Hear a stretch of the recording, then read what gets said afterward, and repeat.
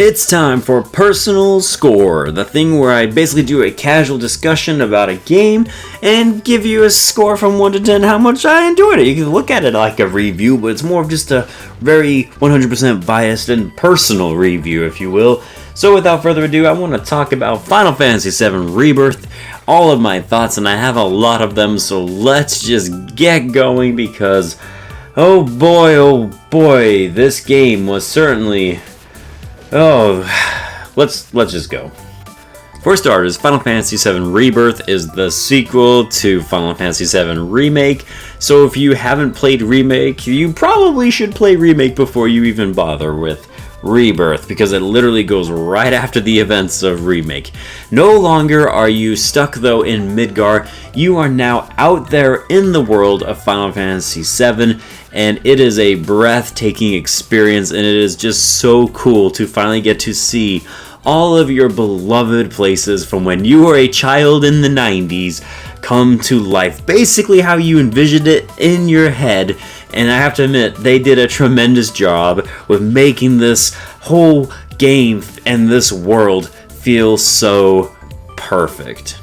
I mean, it doesn't matter if it was Junon or the Grasslands or Nibelheim, all of it just was so awesome to get to see in beautiful 4K 3D super cool graphics, you know what I'm saying? It was just it was so awesome, and I love that part. And then they had to go and stick the things I hate most about semi-open and open world video games, which are those tedious, monotonous tasks that this game unfortunately still has.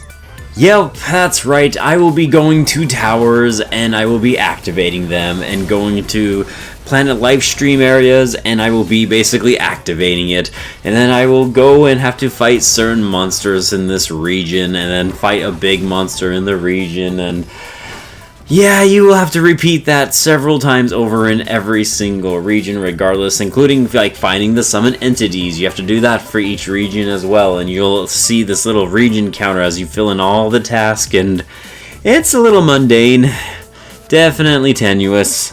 And at first I was okay with it, but by the time I got near the end of the game, I gotta admit, man, I was throwing in the towel a little bit. It was really tough to get through all of them, but I'm happy to say at least I managed to do so. And then I don't want to go into the specifics of this game, but as far as the story goes, it does follow fairly accurately to Final Fantasy VII until you get, towards the end, and then it really goes off the rails in a lot of ways. And I will say, for the most part, I really did enjoy the story up until the end, and then I got to the end. No spoilers here. I am not sold on it. I want to be sold, but the way they presented it and then the way it concluded, oh my gosh, so much is going to come down to that final video game, and it is literally going to make or break the entirety of the trilogy. They are throwing everything they have into the conclusion of this, and I really hope it pays off, because right now, as it stands, I am not sold at all. I am worried for the direction now that this is going. When Final Fantasy VII Remake concluded, I was 100% sold. I was certain it was going to be cool. I was really looking forward to the changes, and now that I'm here and I'm seeing the changes, now I'm scared. just a little bit, just a little worried, kind of mashing the panic button, because that conclusion was so, it was definitely something, that's all I'm going to say. But yes, for the like I said, for the majority of this whole thing, I enjoyed it. I really loved the character developments. It was so cool to see how they got to interact with each other a lot more compared to the original. I really feel like, for example, Tifa and Aerith really got to see them grow as basically best buds, and it was just so cool. And the voice acting was awesome from beginning to end with all the characters I met. I love the voice acting, save for Red 13 when it gets to a particular moment when they decided to sprucing things up. Again, no spoilers here, but Red 13's voice, yeah, not so much. And that's all I'm gonna say.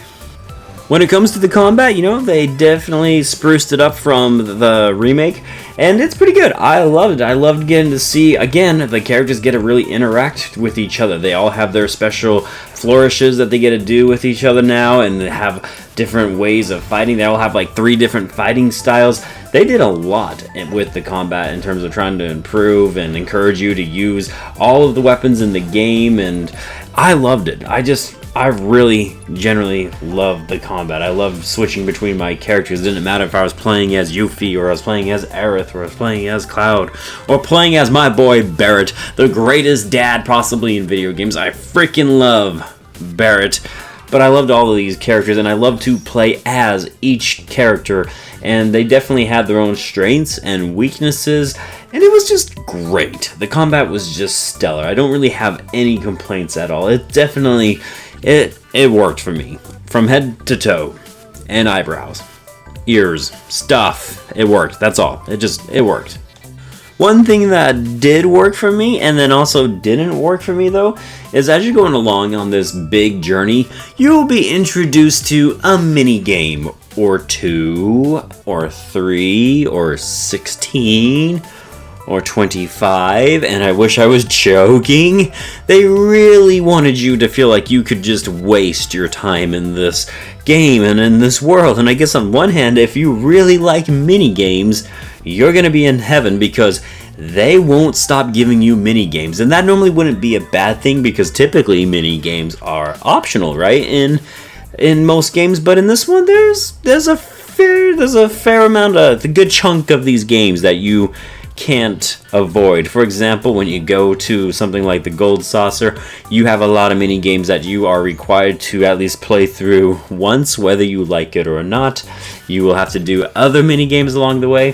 One mini game though in particular that I absolutely loved, regardless of whether or not I had to play it, that would be Queen's Blood, the card game, and I love it. I haven't loved a game this much since Triple Triad back on the Final Fantasy VIII days, man.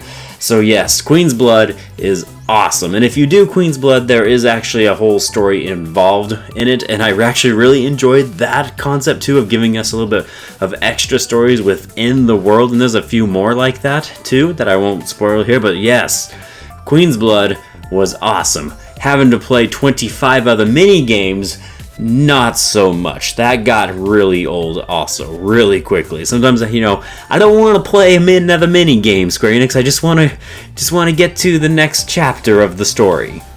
You know, now that I'm here and I've had time, it's been a few weeks since I finished this game. I have a chance to reflect on what I experienced, and ultimately in the end, you know, I very much enjoyed Final Fantasy VII Rebirth. I really did. I loved going through the towns and just challenging the weirdos to Queen's Blood. I loved a lot of the story and the character building, and they definitely tried to put more of an emphasis on the character relationships, especially with Cloud, where I didn't know this at the time, but I realized about halfway through that all of the relationship points that I was building were leading up to who I was going to be able to take on the date. Pleased to say I got Yuffie on the date. Sorry Tifa, sorry Aerith. I got Yuffie and I don't regret it one bit, because that was adorable. I highly recommend it. Yuffie's awesome anyways, so it was a lot of fun that way. And I really enjoyed this game. Like I said, I thought the combat was a lot of fun. I thought exploring the world itself was just amazing. It's so cool to see Final Fantasy VII in this light. It has never felt more alive in so many ways. Even if some of the things dragged it down, like having to go to all the stupid towers and activate them, and frickin' Chadley and all of his things you do trying to complete his list of all of these challenges. Ugh, Chadley. And then the mini games. Most of the mini games were duds, but Queen's Blood was a highlight. The story was a highlight until I got to the end. Now I'm kind of hitting that panic button just because I don't know how it's going to conclude, but same time though, for the most part, I still very much enjoyed it. You know, if I was to give it a score, so to speak, on a scale of 1 to 10 on how much I enjoyed the game, not objective, like, what do I think as a critic or something stupid like that, just how much did I enjoy Final Fantasy VII Rebirth personally, I would give it that personal score, you know, 8 8.5? I think 8.5. Give it the benefit of the doubt. Again, though, how I feel about this game is going to be impacted later on by how the conclusion is, right? Because what they did at the end really left me with a weird taste in my mouth, so we'll have to see how they wrap it up. But that, my friends, concludes this personal score, as I call it. It's something different. I'm just trying here. So yeah, let me know what you think about Final Fantasy VII Rebirth. I would love to know. Did you like this game? Did you not like this game? I wouldn't be surprised if it was a letdown for a lot of people. I also wouldn't be surprised if people swear by it and say they love it. So I would just love to hear your opinions now, and we can have a fun little discussion about it down in the chat or something. And that's it for me, guys. Thank you so much for watching this. I am Bradley Overrated, out like a trout. Praise be to Evan, glory to mankind, and I will see you on the next one. Later. Scram! Occupied. Cloud, what do you think you're doing?